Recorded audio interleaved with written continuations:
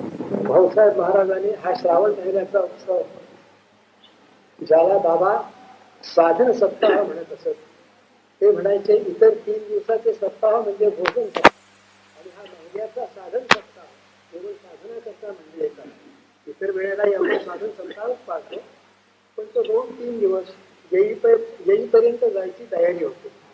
तसा हा नाही. आणि त्यानंतर हा सुरुवात 85 साली तरी झाला असेल किंवा 86 तरी. 85च्या चैत्र महिन्यामध्ये निंबर्गी महाराज गेले आणि भाऊसाहेब महाराजांनी नाम द्यायला सुरुवात केली. मग त्या वर्षी तरी त्यांनी सुरू केला असेल किंवा पुढच्या वर्षी तरी. तेव्हापासून जवळजवळ 87 वर्ष अविच्छिन्न हा उत्सव सुरू आहे, सप्ताह सुरू आहे. अनेक ठिकाणी आहे ज्यांना इंचगिरीला किंवा निंबाळला किंवा निंबर्गीला जाता येत नाही, ती मंडळी आपापल्या गावी आपापल्या ठिकाणी आपापल्या घरी हे करतात. एवढंच नव्हे तर असं सामुदायिक नामस्मरण भाऊसाहेब महाराजांनी सुरू केल्यापासून त्याची उपयुक्तता साधकांना सहजच समजून आली. आणि आपल्या संप्रदायाचं हे विशिष्ट आहे की ज्या गावामध्ये 2 किंवा 3 नामधारक असतील ते आठवड्यातून तरी एकत्र येण्याचा एकदा प्रयत्न करतात. शक्य असेल तर रोज, शक्य नसेल तर आठवड्यातून एकदा तरी एकत्र येतात. पण एकट्याने नामस्मरण करणं आणि सर्वांच्या मध्ये नामस्मरण करणं यात किती फरक पडतो हे साधकांना सहज करून येतो. आणि ते मुख्यत्वे करून येतो श्रावणाच्या महिन्यामध्ये. या दृष्टीने आता मी संत दासबोधातला संत महात्म्य वर्णन याच्यावर एक 4 शब्द सांगण्याचा प्रयत्न करणार आहे. आता सगळ्या वेळा वाचणार नाही, जेवढ्या आवश्यक तेवढ्या वाचणार आहे. आता वंदीन सज्जन जे परमार्थाचे अधिष्ठान गयाचे गुजे ज्ञान प्रगटे जनी. परमार्थाचं अधिष्ठान सज्जन आहे. साक्षात्कारी पुरुषांनी स्वतः इतके श्रम करून स्वात्मसुखाय आपल्या मोक्षासाठी जर परमार्थाचा प्रयत्न केला नसता, परमार्थ साधनाचा आटोकाट प्रयत्न करून उच्चतम पदवी गाठली नसती तर आपल्याला तो मार्ग सांगणारं कोण होतं? कोणी नव्हतं. वाटेल तितकी पुस्तकं जरी लिहून ठेवलेली असती तरी त्या पुस्तकावरून काही कळत नाही. गुरुदेवाने गीतेवरचा ग्रंथ लिहिला, त्यामध्ये हे लिहिलेलं नाहीये, परंतु पहिल्यांदा त्यांनी जी व्याख्यानं दिली नागपूरला, त्या ठिकाणी त्यांनी तो विषय सांगितला होता. What is the future of Vedanta. वेदांताचा भविष्यकाल काय, भविष्यकाळात वेदांताचं काय होणार आहे. तेव्हा त्याने तिथे त्यांनी असं सांगितलं होतं की Vedanta has no future unless it joins hands with mysticism. साक्षात्कार शास्त्राशी हात मिळवणी केल्याशिवाय वेदांताला भविष्यकाळात काहीही स्थान नाही. याचा अर्थ वेदांताची पुस्तकं राहतील, वेदांताची पुस्तकं वाचली जातील, त्याच्यावर नाना तऱ्हेची भाष्य केली जातील, परंतु वेदांताचा मुख्य जो उद्देश की मनुष्याला परमार्थ प्रवण करणं, साक्षात्कार मार्गाकडे त्याला वळवणं, हे कार्य मात्र होणार नाही. आणि ते कार्य जर झालं नाही तर मग नुसतं वेदांताच्या पुस्तकावर शाब्दिक पांडित्य वाटेल तितकं जरी झालं तरी ज्याने वेदांत लिहिला, ज्याने वेदांत अंमलात आणला, ज्यांच्या अनुभूतीवर वेदांत आधारलेला आहे, त्यांचा जो हेतू होता मानवतेचं खरं खरं कल्याण, तो हेतू त्याच्यामध्ये नष्टच होतो. म्हणून त्याने लिहिलं होतं. आणि आपल्यालाही माहिती आहे, सहज दिसून येतं की गुरुदेवांच्या सारख्या, महाराजांच्या सारख्या, बाबांच्या सारख्या, निंबर्गी महाराजांच्या सारख्या साक्षात्कारी पुरुषांनी जर संतांच्या आणि उपनिषदातल्या वाक्यांचा अर्थ सांगितला नसता तर त्याचा खरा अर्थ कुणाला समजला असता का? गुरुदेवांनी केलेला उपनिषदातल्या साक्षात्कार परवचनांचा अर्थ आणि शास्त्रीभावांनी केलेल्या शास्त्राकार परवचनांचा अर्थ यामध्ये इतका फरक पडतो की त्याला तमः प्रकाश हीच उपमा. एकाचा अर्थ म्हणजे प्रकाश आणि दुसऱ्याचा अर्थ आहे तमः. आणि असा तमोवत अर्थ केलेला ग्रस्तांनी मला सांगितलं की गुरुदेवांचा अर्थच चुकलाय म्हणून. ठीक आहे म्हटलं, आम्हाला तो चुकीचा अर्थच पाहिजे. गुरुदेव म्हणत असत, लिंगप्पा सावळजी म्हणत असत, त्याप्रमाणे उपनिषद आणि गीता नीट आपण लक्षात घ्या. पुढे काय मी म्हणतोय त्याचा आशय, गीता आणि उपनिषद याला दोष देण्याचा, वाईट म्हणण्याचा अर्थात केव्हाही मनामध्ये प्रयत्न येणार नाही. महाराजांनी जे सांगितलं आहे ते गीतेत आणि उपनिषदामध्ये आहे, म्हणून उपनिषद आणि गीतेचा आम्हाला महत्व आहे. गुरुदेवांनी जे सांगितलं की साक्षात्काराशी हात मिळवणी केली तरच वेदांताला भविष्य काळात काहीतरी स्थान आहे तरी मुळीच नाही. त्याच्यावर बरोबर हे भाष्य आहे की उपनिषदात जे आहे ते महाराजांनी सांगितलं तेच आहे म्हणून त्याचं आम्हाला महत्व आहे. आणि गीतेमध्ये आणि उपनिषदामध्ये महाराजांनी जे सांगितलं त्याशिवाय इतर जे आहे ते त्या मानाने कमी महत्वाचं.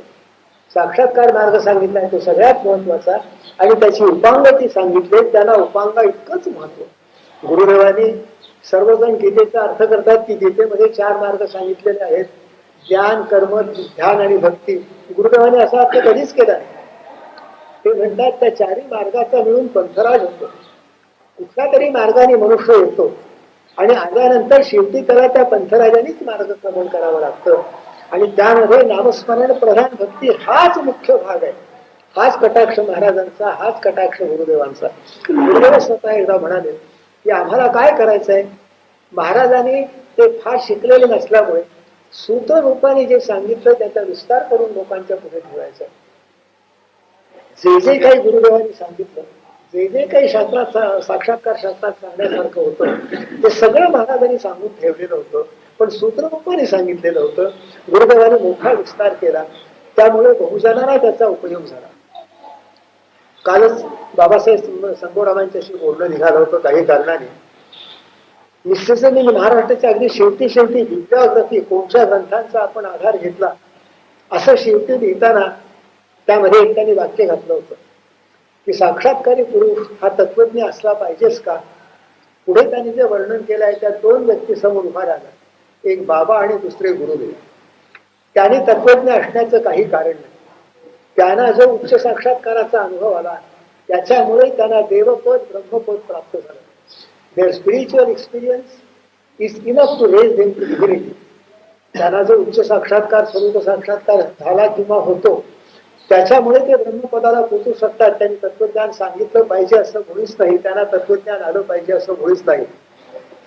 परंतु त्यांनी जर तत्वज्ञान सांगितलं तर विवेक प्रधान विचारी सुशिक्षित लोक आहेत त्यांना परमार्थ मार्गाकडे जाण्याला सहाय्य होईल.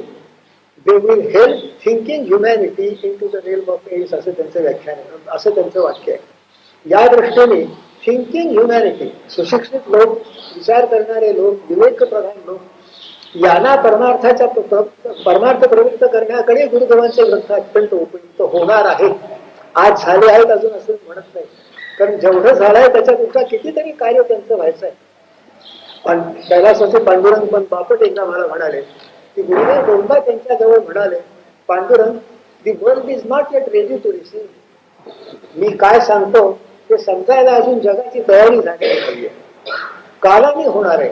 ज्ञानेश्वरीचा विकास असाच कुठे झालेला आहे, ज्ञानेश्वरांच्या वेळेला फार झालेला होता असं नाही. कालाने होणार आहे आणि किती काळ आणि किती होत राहणार आहे ते त्यांना माहिती, ते परमेश्वराला माहिती, पण होणार आहे हे मात्र निश्चित. म्हणून जे परमार्थाचे अधिष्ठान एक एक शब्द यांचा समर्थांचा किंवा कोणत्याही संतांचा आपण आपल्या जीवनात सत्पुरुषांचा आपल्याला जो अनुभव आला त्याचा विचार केला म्हणजे करू लागतो. ते परमार्थाचे अधिष्ठान का, तर त्यांच्याशिवाय परमार्थ मार्ग सांगणार कोण. तो परमार्थ मार्ग सांगितला, नामही दिलं तरी नामामध्ये आम्हाला अडचणी येतील त्या दूर करणाऱ्या कोण. आम्हाला काही अडचणी आल्या तर त्या विचारायला आम्ही कोणाच्याकडे जावं. गुरुजीनं कोण बतावे बाट या पदाचं पदावर भाष्य करताना शेवटी गुरुदेवांनी म्हटलेलं आहे, परमार्थात ज्या नाना तऱ्हेच्या अडचणी येतात त्या सगळ्या सद्गुरूंना माहिती असतात आणि त्या अडचणीतून तुम्हाला पार करण्याचं सामर्थ्य त्यांच्यामध्ये असतं. मुळात हे नाहीये. सद्गुरूंना त्या सगळ्या अडचणी माहिती असतात आणि ते त्या दूर करण्याचं सामर्थ्य त्यांच्या ठिकाणी असतं. म्हणून गुरुविण कोण बतावे वाट. दुसरा कोणी वाट दाखवू शकत नाही. शब्दज्ञान पुष्कळ सांगतील, परंतु ही अडचण मुख्य अगोदर देवाचं स्मरण कसं करू. देवाचं स्मरण म्हणजे काय करू. माझ्या भोवताली सगळं पांचभौतिक जगत भरलेलं आहे. शब्द, स्पर्श, रूप, रस, गंध हे 5 विषय माझ्या भोवताली भरलेले आहेत. मी देहाने अनुभव घेतो तो या 5 विषयांचा, मनाने विचार करतो तो या 5 विषयांचा, कारण देहाने घेतलेले जे अनुभव असतात त्याचेच मनामध्ये विचार चालतात. अशी परिस्थिती असताना परमेश्वराचं स्मरण मी करायला लागू कसं.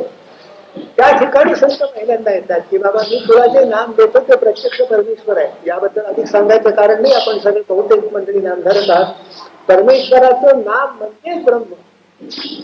परमेश्वराच्या नाम हे परमेश्वराच्या ब्रह्मा प्रत्यक्ष ब्रह्माशिवाय निराळं नाही. आपल्या कन्नड निश्चित मध्ये म्हटल्याप्रमाणे हे नाम म्हणजे परमेश्वरच आहे. ते परमेश्वराकडून येतं. निंबर्गी महाराजांनी हे स्वर्गातून आणलं. महाराजांनी स्वर्गातून आणलं, बाबांनी स्वर्गातून आणलं, गुरुदेवांनी स्वर्गातून आणलं. जो ते नाम स्वर्गातून आणतो त्याचंच ते नाम ब्रह्मरूप असू शकतं, दुसऱ्या कुणाचं असू शकत नाही. आम्हाला तीच नामं दिलेली आहेत. आम्ही आता नामं द्यायला लागलो तर आमची नामं पृथ्वीवरची आहेत, आमची नामं स्वर्ग. आम्हाला मिळालेलं नाम स्वर्गावरून आलेलं आहे, पण आम्ही त्याचा उच्चार केला म्हणजे स्वर्ग कोण त्याचं समजेल.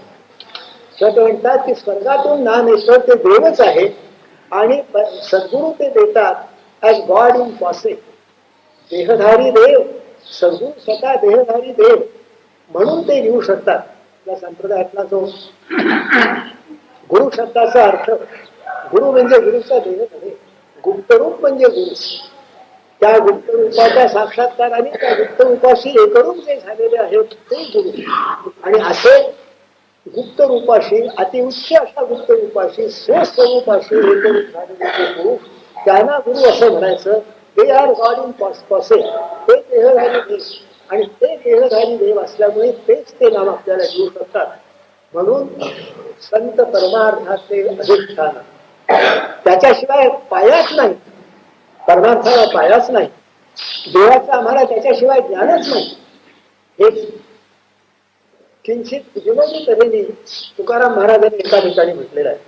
देवा, तू परदेशी होऊन 7 सागराच्या पलीकडे कुठेतरी पडला होतास. जगाला तुझी एवढी सुद्धा माहिती नव्हती. परदेशी होऊन पडला होतास. आम्ही संतांनी तुला 4 लोकांमध्ये आणला, परंतु तुम्ही आमची कृतज्ञता मानत नाही, आमच्यावर उपकार करत नाही, दर्शन देत नाही. थोर आहात, तुम्हाला कुणी नाव ठेवायची, तुम्हाला दोष कुणी द्यायचा.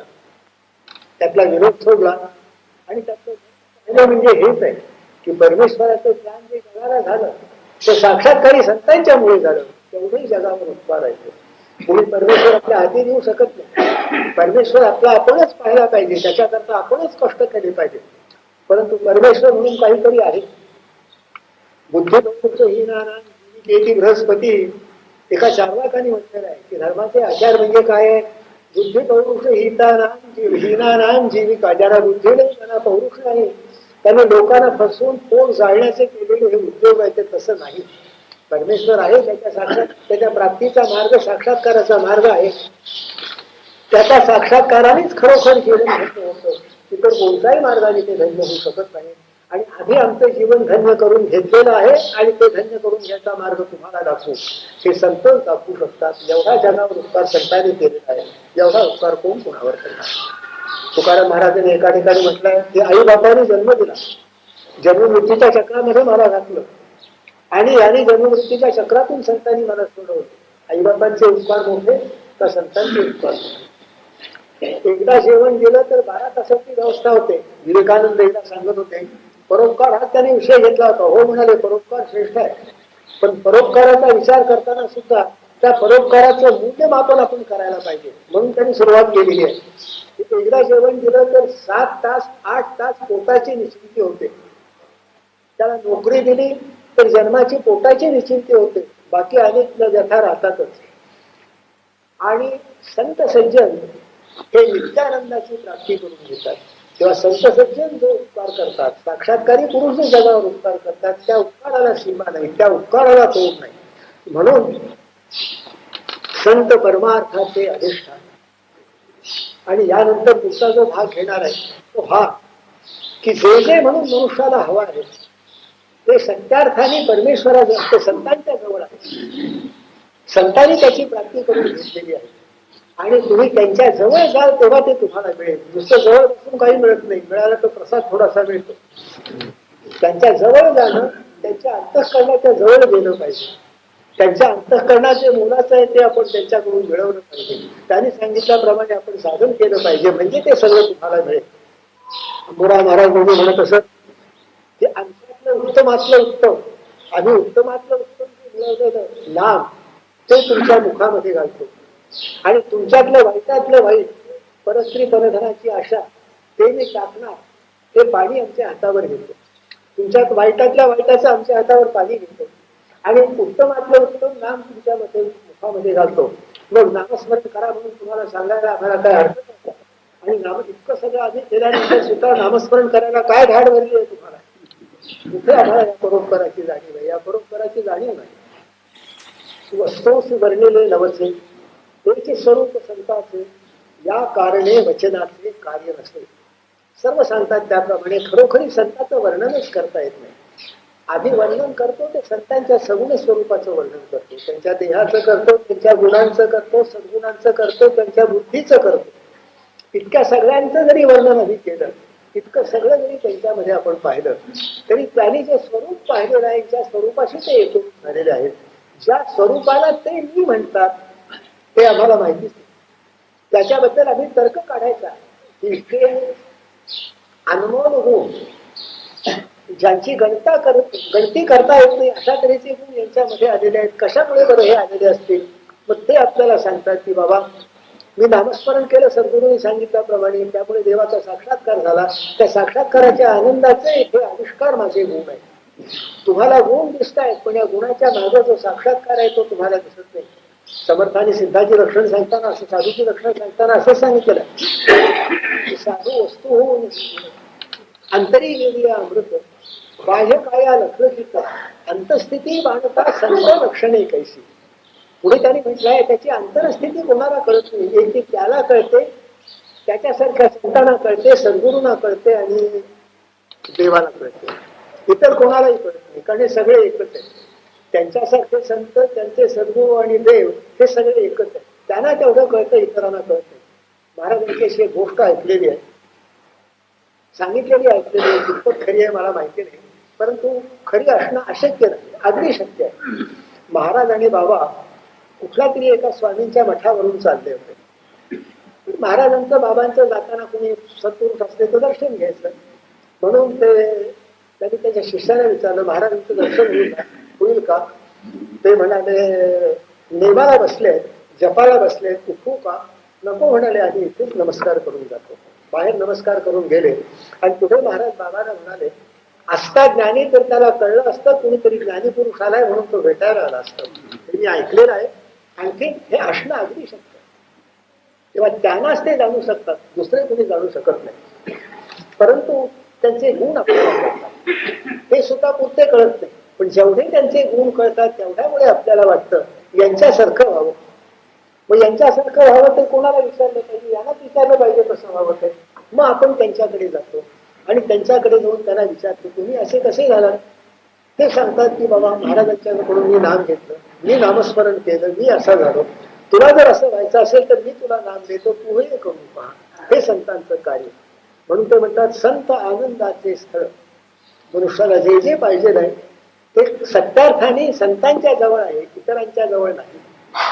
आपण सुद्धा आनंदाचा अनेक ठिकाणी, आनंद म्हणजे सुख हा शब्द घेऊ, आनंद शब्द आपण आत्मानंदाच्या अर्थी वापरतो असं धरून चालू, सर्व ठिकाणी वापरतो.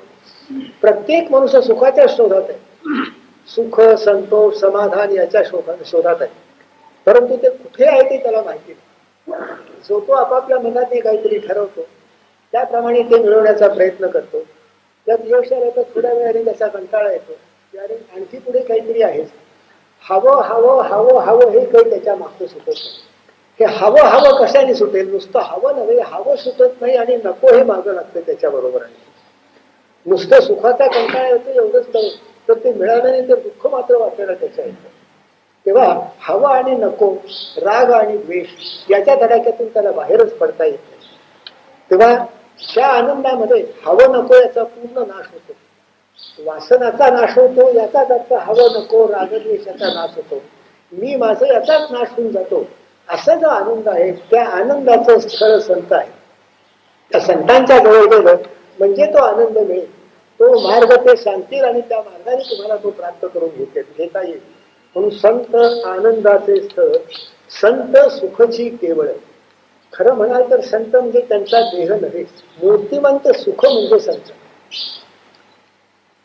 योग पूर्णतेला गेल्यानंतर यत्र चैवात्मनात्मानं पश्यन् आत्मने पश्यति, याच्यावर भाष्य करताना त्यांनी म्हटलंय, ज्ञानेश्वरांनी म्हटलंय की तो सुख होतो ऐसा आपण ते निघून पाहिजे, म्हणून देहाची वास न पाहिजे, अनेकची सुख होऊन जाईल म्हणून विसरे. त्याच्या अगोदर म्हटलेलं आहे की त्या पुरुषाला इतका आनंद होतो, तया ओळखी सरसे, त्याला आत्मस्वरूपाचं दर्शन झालं म्हणजे तया ओळखी सरिसे, सुखाचा साम्राज्य वैसे, मनपण समरसे विरोधी जाय. मग शस्त्रावरी तोडिल्या की अग्नी माझी पडलिया, चित्त महासुखी बहुगडिया छेडो नेगे. असं काय होतं? ऐसा आपण ते निघून राहील, तो आत्मस्वरूपात शिरून राहिलेला असतो. याचा अर्थ आपल्याला एवढाच कळेल की आम्ही विषयात शिरून राहिलेले आहोत, याचा अर्थ आम्हाला कळतो. याच्या उलट तो आत्मस्वरूपात शिरून राहिलेला आहे. आपल्यापैकी पुष्कळ ना आत्मस्वरूप म्हणजे काय याची थोडीफार तरी प्रत्येकाला कल्पना आहे. त्याच्याशी शक्य तितका एकरूप होऊन राहिलेला आहे. सदा स्वरूपानुसंधान हेच सिद्धांत लक्षण, जनामध्ये असोनी तो जना वेगळा. यामध्ये हा सिद्धांत सदा स्वरूपानुसंधान हेच सिद्धाचे लक्षण. तो इतर ठिकाणी पाहत नाही. त्याच्या डोळ्याला भोवतानी विषय दिसत असतील, पंचविषय, पण त्या पंचविषयामध्ये त्याला स्वरूप असल्यास दुसरं काही दिसत नाही. तेव्हा सगळीकडे स्वरूप दिसत असल्यामुळे दुसरं काही पाहिजे म्हणाला तरी त्याला दिसायचं नाही. मग पाहण्याचा प्रयत्न न करता कसं दिसेल? सदा स्वरूपानुसंधान तेच सिद्धाचे लक्षण, जनामध्ये असो तो जना वेगळा. जनामध्ये असून वेगळा कसा ते आत्ता सांगितलं. आमच्यामध्येच गुरुदेव बसत असत. आम्ही पाहत होतो भूताचे पंचविषय, गुरुदेव पाहत होते स्वरूप. गुरुदेव ऐकत होते अनाथ नाथ, गुरुदेव प्राशन करीत होते अमृताचा रस, आणि गुरुदेव भोगीत होते त्या आत्म्याचा आनंद. आणि आम्ही काय करतोय सांगायचं कारण नाही, ते प्रत्येकाला कळतं. संत स्वरूप केवळ, संत सुखची केवळ, म्हणून ऐसा आपण ते निरोगी आहे, म्हणून देहाची वासन पाहे. आणि त्या आपण ते निघून राहिल्यामुळे, अखंड स्वरूपामध्ये राहिल्यामुळे त्याला होतं काय? आणि कधी सुख होऊन जाईल म्हणून विषय, तो सुख होऊन जातो. सुख म्हणजे काय? चहा प्यायल्याचं सुख, श्रीखंड खायल्याचं, नाटक प्यायल्याचं, तुला माहिती नाही असं आणिकच आगळ, ज्याची तुला कल्पना सुद्धा करता येणार नाही.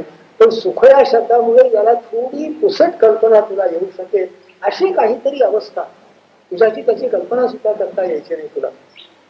ते सांगतात ना, एका बेडकीने विचारलं समुद्र पाहून आलेल्या एका राजहंसाला की समुद्र आहे केवढा? या माझ्या डबक्या एवढा का?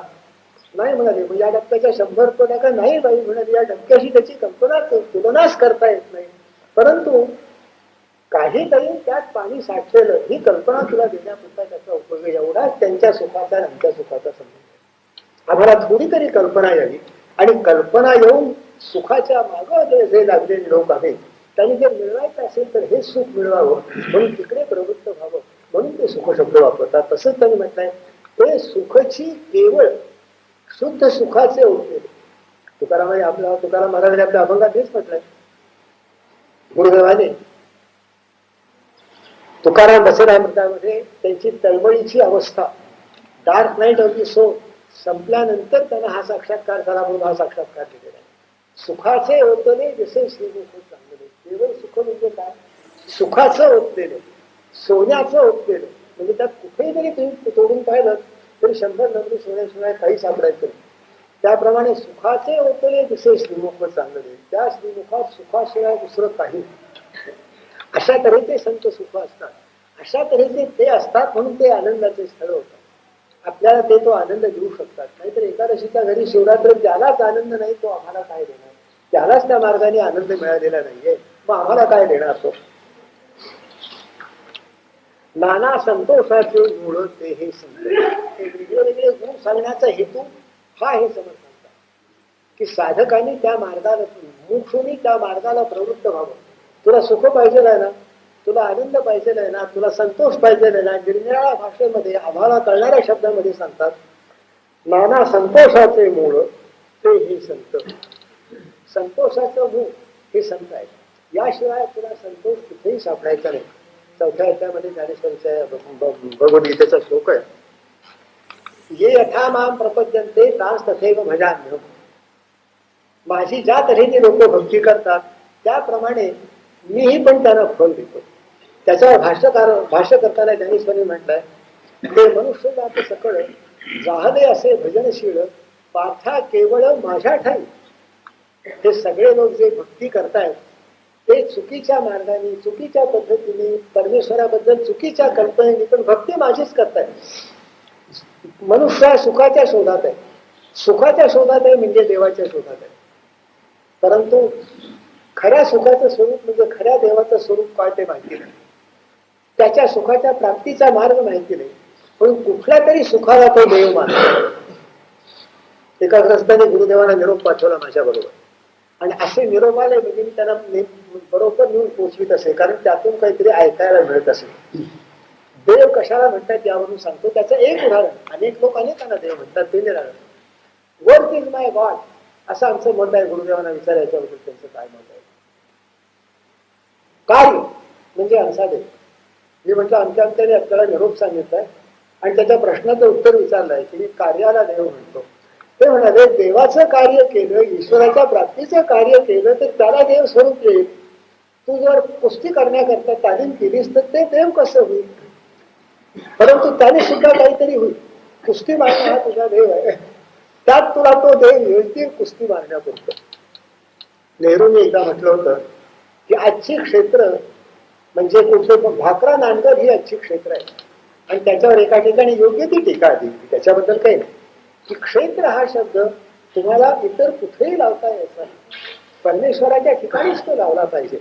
आता भाकरा नांगर ही क्षेत्र जर म्हटलं तर त्या देवतांची जर भक्ती केली तर त्यातून काय मिळेल. मिळालं तर तेही मिळत नाहीये. पाणी मिळेल, लोखंड मिळेल, लोखंडाचे पदार्थ मिळतील. कारण त्या देवांच्या हातात एवढंच आहे की या गोष्टी तुमच्या हातात यायच्या, आधी काही त्या देवांच्या हातातच नाही, मध्ये पण तुम्हाला जातात. खऱ्या परमेश्वराची प्राप्ती कशी होईल, अर्थात खऱ्या आनंदाची प्राप्ती कशी होईल हे संत सांगू शकतात. मनुष्य हा परमेश्वराच्या प्राप्तीचाच प्रयत्न करतो, पण सगळ्यांचे प्रयत्न चुकीच्या मार्गाने, देवासंबंधाने चुकीच्या कल्पनेने चाललेले आहेत. आम्ही सुखाचा शोध करतो आहोत, तोच देवाचा शोध.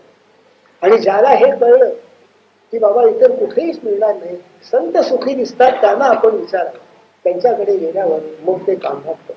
म्हणून तरी मुमुक्षूच्या समासामध्ये सांगितलंय की हे करतो ते करतो ते करतो सगळं करून पाहतो. काल गुरुदेवांचा दोहा सांगितला होता तसं, हरिको देखन मी गया ज्या इथे थांबलो नाही, गेलो गेलो गेलो हरद्वारापर्यंत गेलो, हरिनाय मिळे तब थके, देव काही मिळाला नाही, पाय मात्र दमले आणि ते आपण अशासारखं सगळ्यांचं होतं. म्हणून मग शेवटी मुमुक्षू काय म्हणतो, जेथे तेथे धोंडा पाणी.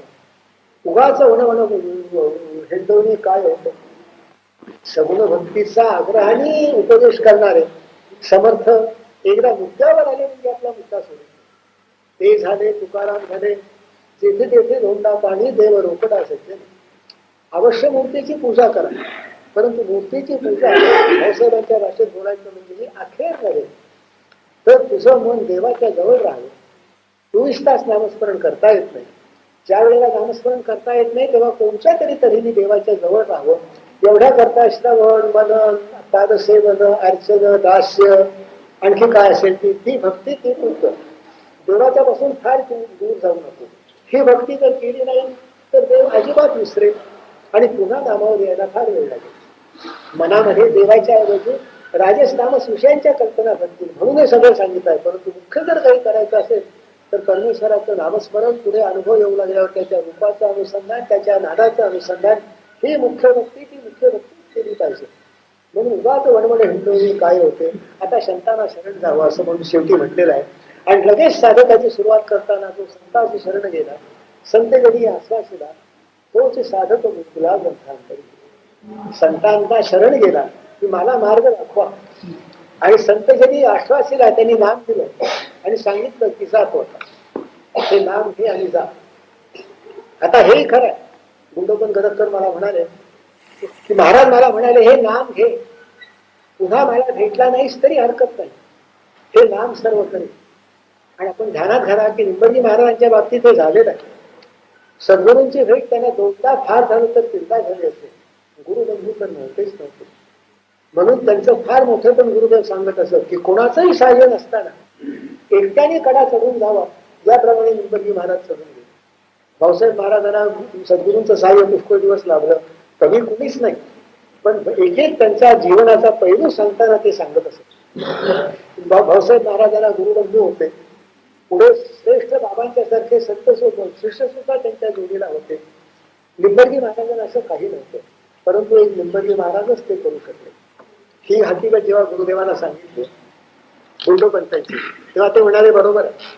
पण त्याच्याच बरोबर महाराज हेही सांगत असत की अनुभव जे जाणती ते गुरुपदीचे अभिलाषी. जर मी सांगतो हे नामस्मरण करून थोडा अनुभव तुला येऊ लागला तर तू गुरुच्या सन्नीत जाशीलच. आमच्यासारख्याला गुरुच्या जवळ जायला मिळालं नाही, गुरु लवकर गेले नाम घेतल्यानंतर. पण गुरु तुझे गुरुबंधूंच्याकडे गेलो, गुरुदेवांच्याकडे तर सारखा जातच होतो, बाबांच्याकडे जात होतो. गुरुपदीचे अधिराशी म्हणजे गुरु नसते तर मग काय करायचं, असतात की त्यांच्या असतात म्हणण्यापेक्षा आमच्या नशिबाने होते ते. आता पुढे कोण आहे, पुढे आता पुढे आपण सर्वांनी मिळून ते भरून काढायचं. या श्रावण महिन्याचं आता जे महत्व आहे ते आमचे एक मास्तर सांगत असत. त्यांना एकदा मी म्हटलं की पूर्वी टिळक रानडे यांच्यासारखी मंडळी होऊन गेली मोठाली, आता तशी मंडळी नाही. पुढे मोठाली झाली पण त्यावेळेला आमची कल्पना होती तशी. तेव्हा ते म्हणाले what is lost in death is to be gained in breath. आता खोली नाही, इतकी माती काढली खोल तर इतके बराच माती निघते, मग तशी खोलली नाही, मग आता पुष्कळ आवारातून माती काढायची. त्याप्रमाणे आता डेस्क नाही, बाबा गुरुदेव यांच्यासारखी मंडळी नाही, परंतु थोडाफार अनुभव असलेले आपण पुष्कळसे साधक आहोत. तेव्हा what is lost in breath is somehow to be made up by breath. ते पूर्ण व्हायचंच नाही, परंतु काही प्रमाणामध्ये एकमेका सहाय्य करून सुकन या मार्गाने आपल्याला जायचं. त्याला श्रावणासारखे हे सप्ताह उपयोगी पडतात. आपल्याला माहिती आहे, दर खेपेला सांगायच्या वेळेला मी हेच सांगत असतो, संत विश्रांतीची विश्रांती, संत तृप्तीची निर्गती. हे पुन्हा शब्द वापरायचं कारण काय, विश्रांतीची विश्रांती, आम्हालाही विश्रांती आहेत पण ते अखेर नाही. ही विश्रांती म्हणजे शेवटची. अनावृत्ती शब्दात अनावृत्ती शब्दात वेदांनी सांगितलेलं आहे, वेदांतामध्ये सांगितलेलं आहे की परमेश्वराचा साक्षात्कार झाल्याने तू ब्रह्मरूप झालास म्हणजे पुन्हा तुला जन्ममृत्यूच्या चक्रात सापडावं लागायचं. नित्यानंद हे तुझं स्वरूप होतं. जन्ममृत्यूच्या चक्रात न सापडणं, दुःखातून मुक्त होणं एवढं सुद्धा गुरुदेवांना पुरत नसेल. ते म्हणायचे this is negative conception of liberation. ही मुक्तीची अभावात्मक कल्पना आहे. दुःख नको एवढं पुरत नाही, पूर्णानंद पाहिजे, आनंद पाहिजे. सांख्यांची झाली, नैयायिकांची झाली, बौद्धांची झाली, त्यांची मुक्तीची कल्पना ही निगेटिव्ह होती, अभावात्मक होती. आमची पॉझिटिव्ह आहे. आम्हाला जी सांगितलेली आहे ती तू आनंद मिळव, आत्मानंद मिळव. ती एलिमेंट ऑफ बियाटिफिकेशन त्यांच्या लिखाणामध्ये नेहमी येतं. मुक्ती या विचारामध्ये आनंद हा प्रमुख आहे. आणि वासना नाश, दुःख नाश हा त्या आनंदातून प्राप्त होतो. कबीराहम गुरुरस्पिया बाकी रहीन छाप, पाका कलस कुमारका दौडीनं आवे छाप. याच्यावर भाष्य करताना ते म्हणतात की बाकी रहीन छाप, वासना व्यक्तींची सुद्धा उरली नाही. वासना उरली नाही म्हणजे त्याच्याबरोबर सुख दुःखही उरलं नाही, दुःखही उरलं नाही, हे खरं. परंतु ते कशामुळे, ते कशाचा परिणाम आहे तर मुख्य कबीराहम गुरुरस्पिया, सद्गुरूंनी सांगितलेल्या प्रमाणे नामस्मरण करून मला साक्षात्काराचा आनंद झाला.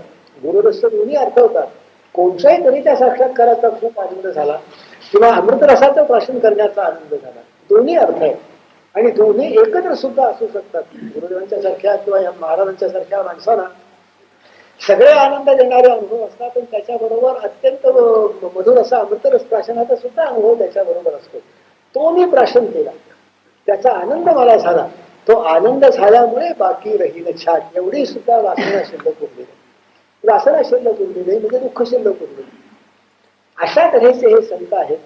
आणि अशा तऱ्हेचे संत असल्यामुळे त्यांनी आपल्याला जे सांगितलेलं आहे ते आपल्या हातून यथामती व्हावं, शक्य तितकं चांगल्या रीतीने व्हावं, उत्कटतेने व्हावं.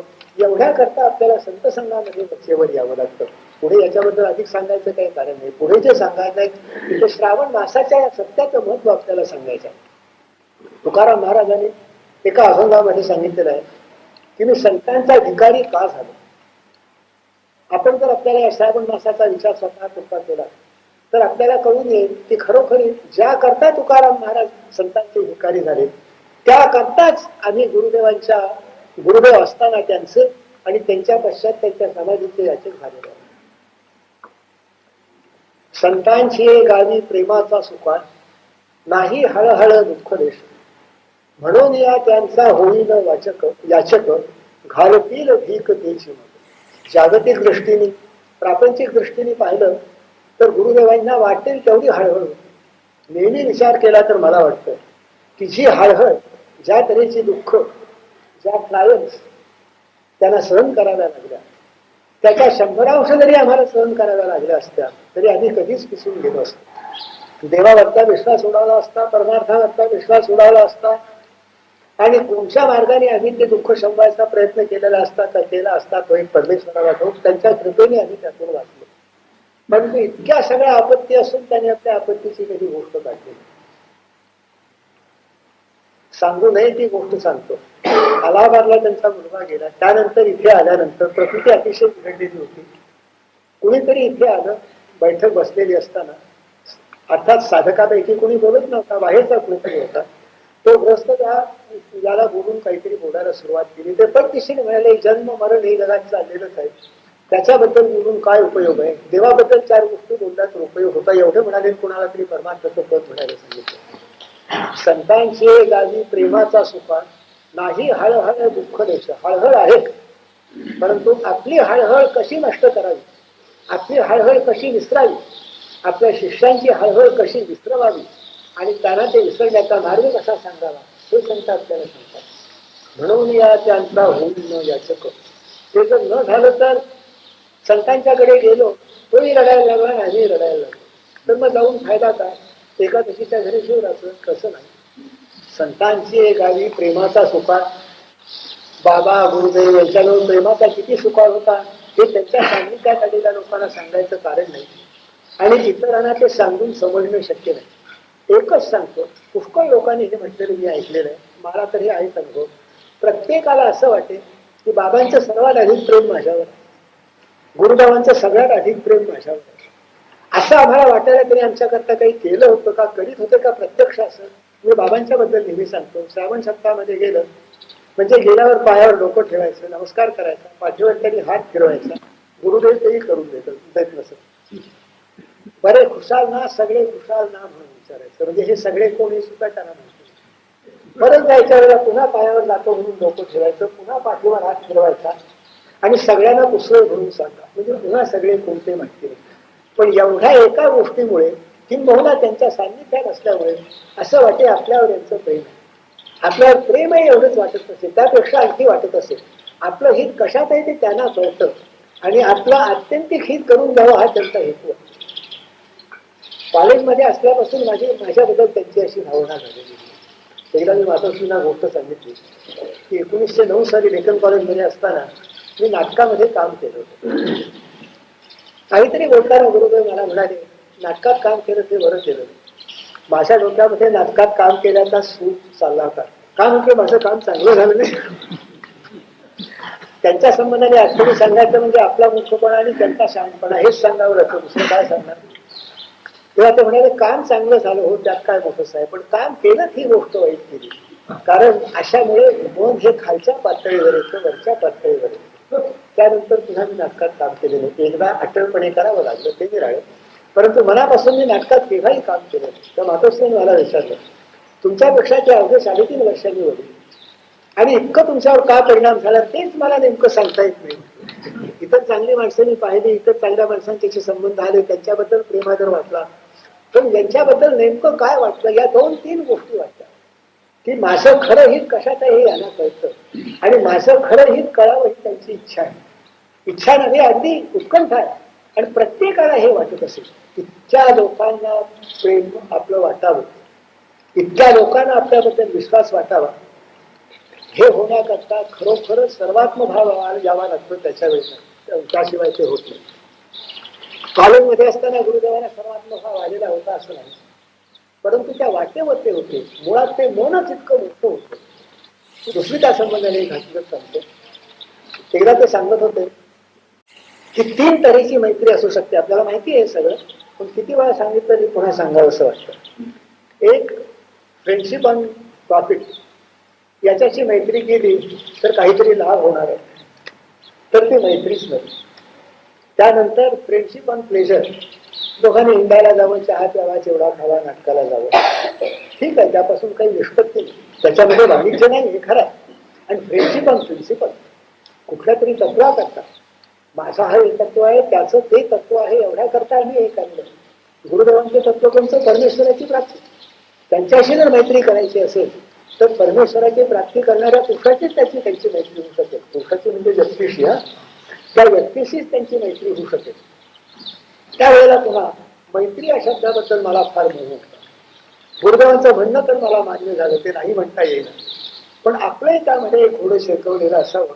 म्हणून त्यांना मी म्हटलं, आपण म्हणताय सगळं खरं आहे, परंतु आपले पूर्वीचे जे मित्र असत त्यांचा आपल्या चांगुलपणावर अधिकार आहे, त्यांना आपण चांगुलपणा दाखवला पाहिजे.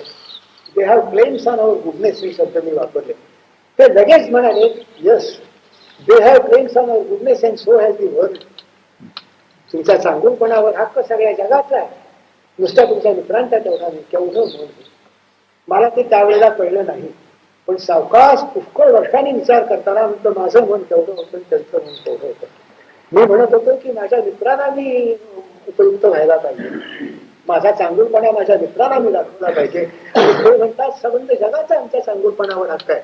म्हणजे सगळ्या जगाच्या बद्दल भूतदया आणि साधकांच्या बद्दल प्रेम, अशा तऱ्हेची त्यांच्या अंतःकरणात वाटणी होती.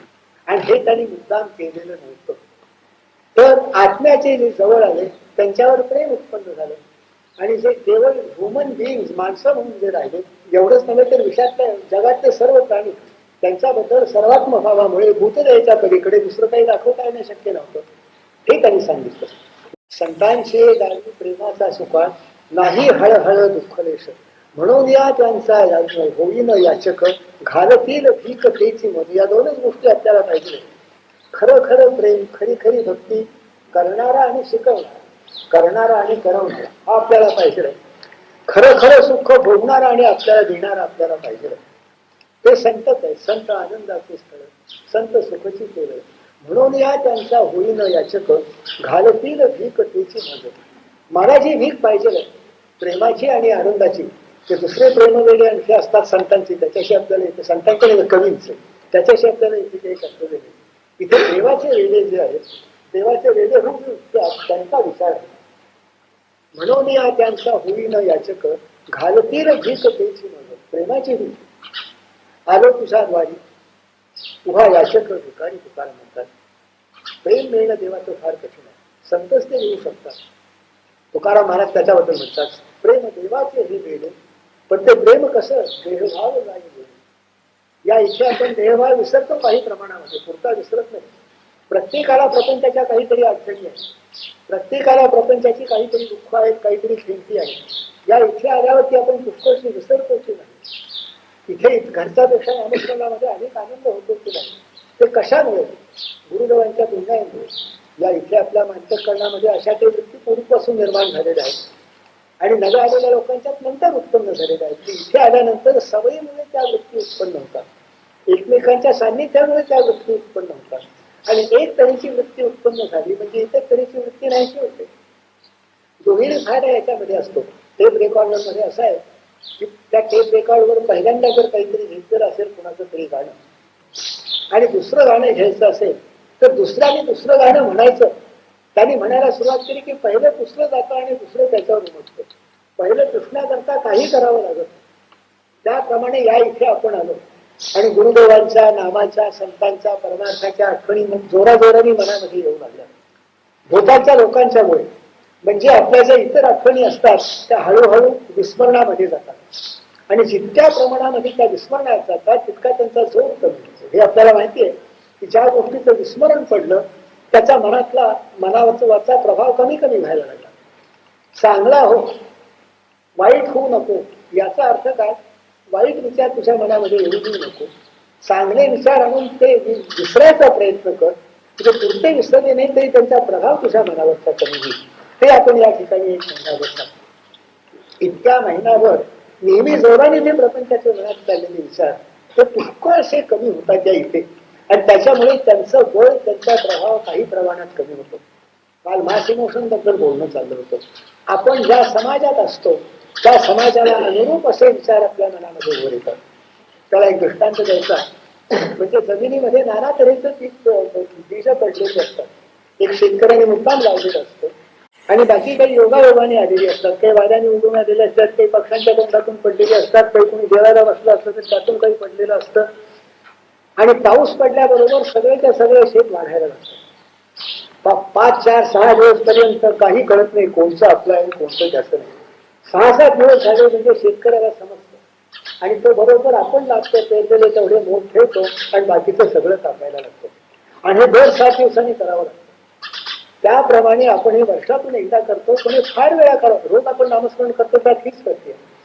जे तण आहे, जे नको आहे, सद्गुरूने जे आपल्या अंतःकरणात पेरलेलं आहे त्याचं खत पाणी जे खाऊन जात आहे, असं ते तण ते कापायचं कार्य आणि ते उगवायचं कार्य, ही दोन्ही कार्य नामस्मरणामध्ये एकदम होतात.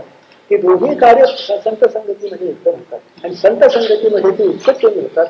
कारण ज्या विचारांना अनुकूल अशा तऱ्हेचं वातावरण असेल ते विचार आपल्यात ते वर येतात. आपल्यामध्ये सुद्धा अनेक विचार आहेत. राजस त्याचे 3च वर्ग करतो, वेगळे वेगळे सांगत नाही. राजस आहेत, तामस आहेत, सात्विक आहेत. परंतु संतांच्या संगतीमध्ये साधन करणारे लोक, संत याचा इतकाच अर्थ ते साधन करणारे लोक. गुरुदेवांना एकदा विचारलं की तुकाराम महाराजांच्या वेळेला असे किती संत होऊन गेले, की त्याने म्हटलं की संतांची मांदियाळी आली, संतांना सामोरे गेले, संतांचे संभार आले. कुठले आले संतांचे संभार आहे? तर ते म्हणाले संत म्हणजे काय, नामस्मरण करणारा तो संत, याच्या पलीकडे मोठाले संत कुठले आले हे सुद्धा किती दुर्मिळ आहे ते आपण आपल्या जागी पाहतो. एखाद्या माणसाची पहिल्यांदा 5-7 नामधारक असलेल्या गावातून जिथे नामधारक नाही तिथे बदली व्हावी, म्हणजे मग त्याला ते कळतं की 10 नामधारक तिथे होते परंतु तिथे एक सुद्धा नाहीये. आणि अशी गावाच्या गावं, शहराच्या शहर आहेत की ज्या ठिकाणी एक नामधारक नाही. त्याचं हे महत्व आहे की तिथे नाही तर इथे. आपल्याला आपल्या घरी सगळ्यांना बोलावता येत नाही, तर ज्या ठिकाणी सगळे एकत्र येतात त्या ठिकाणी आपल्यातलं संतत्व बोलले. आपण या ठिकाणी मुख्यत्वे करून संत आणि गौणत्व आणि प्रापंचिक हे म्हणणं म्हणजे आपल्याला मोठं धाडसाचं वाटतं. परंतु जेवढा संताचा भाग आपल्यामध्ये आहे तेवढा या महिनाभर किंवा 8-15 दिवस जेवढे आपण येतो तेवढा सर्वात वर राहतो आणि प्रापंचिक भाग बहुतेक सगळा खाली गेलेला असतो. तेव्हा या एवढ्या काळाच्या विचाराने जर आपण विचार केला तर या ठिकाणी आपण संत असतो, म्हणून याला संत सभा असं बाबा म्हणत असत किंवा गुरुदेव महाराज म्हणत असत. ही संत सभा आहे. आपण आपल्या गावी गेलो म्हणजे ती संत सभा म्हटली, मग आपण आपली प्रापंचिक सभा त्याची सुरू झाली. म्हणून या त्यांचा होईल न याचक घालतील भीक त्याची मग. तुकारामाने म्हणतात तर आपल्याला सांगत होतो की प्रेम देवाचे हे देणे, देहभाव जावे देणे. आपल्याला एकमेकापासून प्रेम मिळतं, एकमेकाचं प्रेम, परमेश्वरावर प्रेम आहे, त्या एकमेकापासून आपल्याला एकमेकाचं प्रेम मिळतं. एकाचं प्रेम पाहून दुसऱ्याला उत्पन्न होतं, दुसऱ्याचं पाहून पहिल्याला उत्पन्न होतं. तुकारामाने देवाला म्हटलेलं आहे की उभा तुझे द्वारी आलो याचक भिकारी, मज प्रेम काही देवा धीक बाहेरी पाठवा. मज प्रेम काही देवा धीक बाहेरी पाठवा. गरीब मनुष्य आला, श्रीमंताच्या बंगल्याच्या कंपाऊंड मध्ये आत जायचं त्याला परवानगी नसते, त्याला कंपाऊंडच्या दाराशी राहून भीक मागावी लागते आणि काही भीक बाहेर पाठवा. संतांच्या बरोबर प्रेम मला पाठवा. तुझी माझी कशाची गाठ पडते दाराशी उभा असलेला भिकारीने, परंतु मला एवढं पुढे आहे की संतांच्या बरोबर जे प्रेम पाठवतील ते सुद्धा मी घ्यायला तयार आहे. तेवढ्यात मला समाधान आहे, ते तरी देवा मला घे. पुढे मग तुकारामांचा नेहमीचा स्वभाव आला, अशकाचा भार घेऊ नये येरघार. उद्या येईल की सावकाश, काय गर्दी आहे, खरा दाता जो आहे तो दोनदा ये म्हणायचा आहे. याचकाला दोनदा ये म्हणणं म्हणजे त्याच्यावर भार घालण्यासारखं आहे. याचकाचा भार घेऊ नये येरघार. तुका म्हणे दान सेवा घेतल्या वाचून. तू म्हणशील की तू काय माझी सेवा केली आहेस, त्यात आपलं मोठे कोण, देवाचं मोठे कोण, आपली नम्रता सगळं सांगितलेलं आहे. मी कशाची सेवा करणार, तुझं प्रेम घेण्यापूर्वी सेवा करण्याचं काय माझं सामर्थ्य आहे का? परंतु तू दाता आहेस ना, मग दात्याचं लक्षण काय आहे? दान कशाला म्हणायचं? तुका म्हणे दान सेवा घेतल्या वाचून. जर सेवा नंतर मिळालं तर मी हक्काने पगार म्हणून घेतला नसता, म्हणजे दान कशाचं? तुका म्हणे दान सेवा घेतल्या वाचून. म्हणून या भिकारी झालो त्यांचा. इतक्या तऱ्हेने त्याने ते सांगितलेलं आहे. एकदा म्हणाले संतांच्या जवळ ती भीक मागायला पाहिजे, दुसऱ्याच्या जवळ मागून काय उपयोग. कारण जे ज्याचे भोजन ते याचे काशी दान. अगदी व्यवहारातला उदाहरण, ज्या दिवशी सगळ्यांच्या घरी दसऱ्याच्या दिवशी किंवा पाडव्याच्या दिवशी काहीतरी चांगलं केलेलं असतं, त्यावेळेला भिकाऱ्याला सुद्धा त्यातलंच काहीतरी मिळतं. आणि त्याच्या घरी रोज आमची भाकरी आहे, त्याच्या घरी भिकारी गेला कोणी गेला तरी त्याला आमची भाकरीच मिळणार. जे ज्याचे भोजन ते याचे काशी दान. आणि संतांच्या घरी भोजन कसलं ते आता पुढे येत आहे. तुमच्या घरी भोजन हे आहे एवढ्या करता ते मला मिळेल. काय झालं मी संतांचं याचं. संतांचे घरी विरो वरो भांडवल अवघा विठ्ठल भांडवल पाहिजे होतं व्यापार करण्याकरता. फार मोठं भांडवल संतांच्याकडे आहे. संतांचे घरी वरो भांडवल श्रेष्ठ भांडवल आहे. अवघा विठ्ठल धन विठ्ठल नामाचं भांडवल आहे. विठ्ठल नामाचा भांडवल हे करून तू हे व्यापार कर.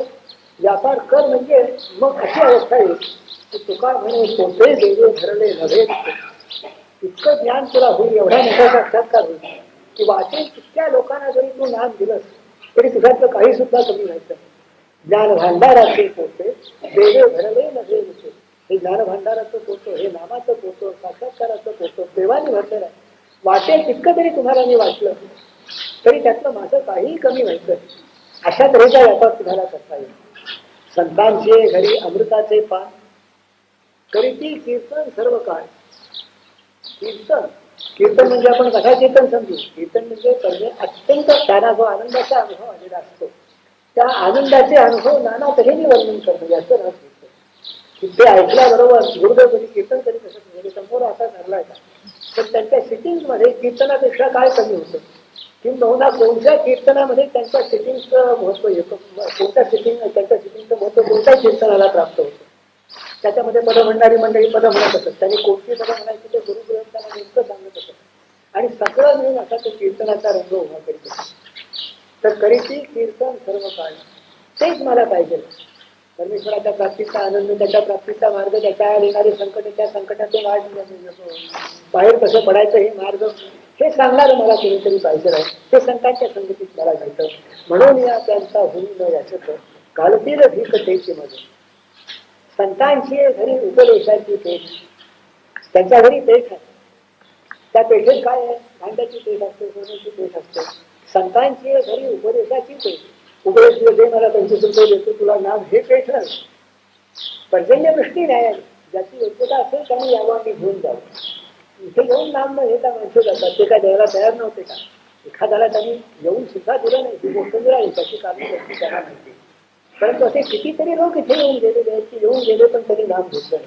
पर्जन्यवृष्टी झाली परंतु पर्जन्यवृष्टी झालेली असताना हे जर एका झाडाखाली उभे राहिले त्यांच्या डोक्यावर पाऊस कसा पडायचा. पर्जन्यवृष्टी झाली तरी तिचा फायदा करून घेण्यापुरतं तरी भाग्य शहाणपण सुद्धा म्हणत नाही. कारण आधी करून काही शहाणपणाने घेतलं नाही, केवळ भाग्याने घेतलं. संतांचे घरी उपदेशाची पेठ. बदल्यात काय द्यावं लागतं. प्रेम सुख खात देती घेती. इतर पदार्थ घ्यायचा म्हणजे आपणच सगळं द्यावं लागतं किंमत. आणि तो घ्यायचा इथे असं नाही. तो उपदेशही देतात आणि प्रेमही देतात.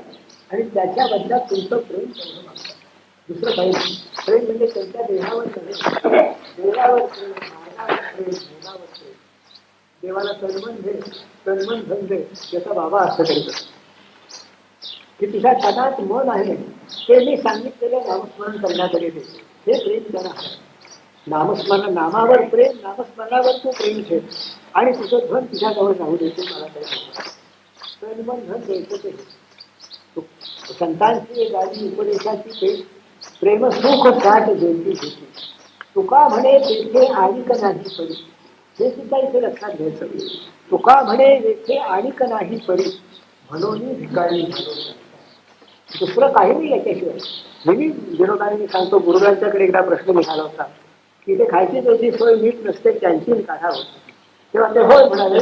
म्हणजे भजनाच्या वेळेला सगळे लोक कॅन्टीन घेतात. तुका म्हणे येथे आणिक नाही परी आणि काही करायलाच नाही. म्हणजे माणसाची इच्छा असो नसो त्याला नामस्मरणाला भजनाला घेऊन बसलं पाहिजे. करणार काय नसतं मोफत आणि तो परी तिथे असता उपयोगी. नाहीतर गणपतीचे त्या ठिकाणी भक्तीचा भाग अतिशय थोडा आणि इतर अनेक बरीच इतका काही सांगायची सोय तसं नाही. बरोबर श्रावणामध्ये हे असते की नाही असं भजन चाललेलं असतं, प्रवचन चाललेलं असतं, एकमेक साधक एकमेकाशी काही चर्चा करीत असतात. त्यांच्यासारखं ऐकायला मिळायचं नाही, पण त्यांच्या ग्रंथाचा विचार करून आपण एकमेकाला सांगतो, त्यांच्या ग्रंथाच्या गोष्टीच्या संबंधाने तो विचार होतो.